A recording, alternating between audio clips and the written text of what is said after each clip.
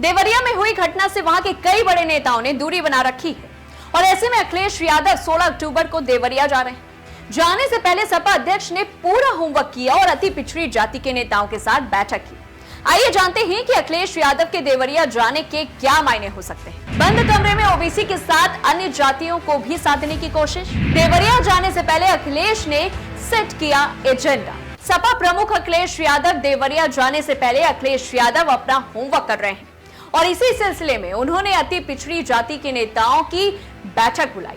बंद कमरे में हुई इस बैठक में समाजवादी पार्टी के अध्यक्ष ने अगड़े बनाम पिछड़े का एजेंडा सामने रखा। बहाना तो जातिगत जनगणना का रहा, लेकिन इसी बहाने अखिलेश यादव ने देवरिया हत्याकांड को लेकर गैर यादव पिछड़ी जाति के नेताओं का मन पढ़ने की कोशिश की। जी हां, आपको बता दें कि देवरिया के फतेहपुर गांव में जमीनी विवाद में 6 लोगों की मौत हो गई है। मरने वालों में एक यादव बिरादरी का था, जबकि बाकी 5 लोग एक ही ब्राह्मण परिवार के थे। घटना के बाद से ही इलाके में तनाव मचा हुआ है और बीजेपी के स्थानीय नेता ब्राह्मण परिवार के साथ है, जबकि समाजवादी पार्टी के लोग जो हैं वो यादव समाज के साथ खड़े हैं और उनका समर्थन कर रहे हैं। अखिलेश यादव 16 अक्टूबर को देवरिया जा रहे हैं, जहां अगले ही दिन प्रेमचंद्र यादव का शांति पाठ है। किसी भी पार्टी का कोई भी बड़ा नेता इस हत्याकांड से जुड़े किसी भी पक्ष से अब तक मिलने नहीं गया है। जिस दिन ये घटना हुई थी, सीएम योगी आदित्यनाथ तो बस घंटे भर दूर गोरखपुर में ही थे और इन नेताओं ने बना रखी है दूरी। देवरिया के बीजेपी सांसद रमापति राम त्रिपाठी भी इस झगड़े से दूर रहे।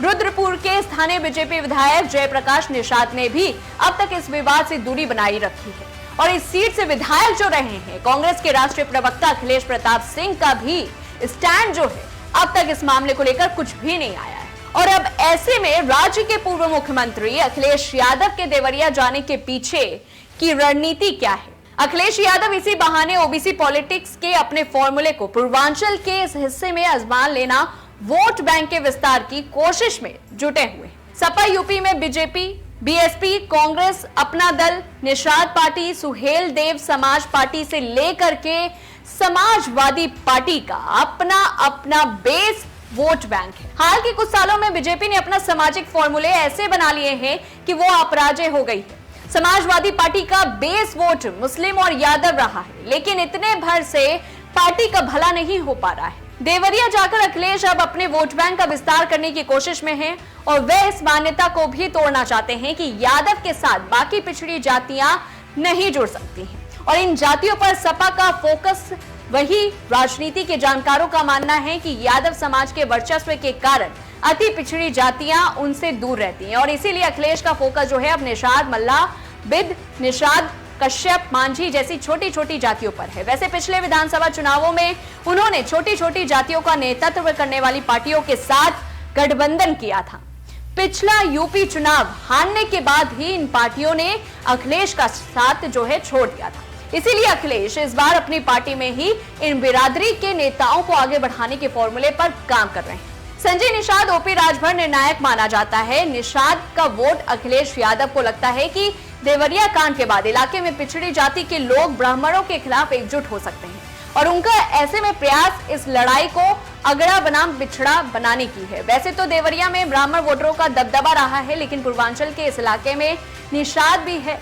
फिर यूं कह लें कि महिला बिरादरी का वोट निर्णायक माना जाता है। निषाद अति पिछड़ी जाति से आते हैं और इनकी मांग रही है कि इन्हें एससी कोटे से आरक्षण मिले और बीजेपी के सहयोगी दल निषाद पार्टी के अध्यक्ष संजय निषाद भी इसी इलाके से आते हैं और वहीं बीजेपी की परंपरागत सीट पर सपा का कब्जा योगी आदित्यनाथ के गोरखपुर सीट खाली करने के बाद अखिलेश ने संजय के बेटे को समाजवादी पार्टी से टिकट दिया था।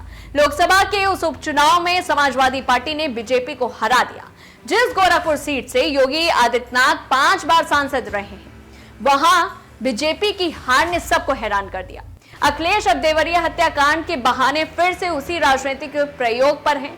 अगर उनके मुस्लिम यादव वोट बैंक में निषाद, बिन, कुशवाहा जैसी जातियों के वोटर जुड़ जाते हैं तो फिर चुनाव में उनका काम बन सकता है। नहीं खुला था सपा का खाता। वहीं आपको बता दें कि अगर बात करें पिछले लोकसभा चुनाव की, तो उसमें बीएसपी के साथ गठबंधन के बावजूद पूर्वांचल के इस हिस्से में समाजवादी पार्टी का खाता भी नहीं खुला था। कुल मिलाकर मामला अखिलेश यादव की तरफ से 85 बनाम 15 का बनाने का है और मतलब स्वर्ण बनाम बाकी सब लोग। इसलिए समाजवादी पार्टी के ऑफिस में हुई बैठक में उन्होंने इसी फॉर्मूले पर सबसे साथ आने की अपील की।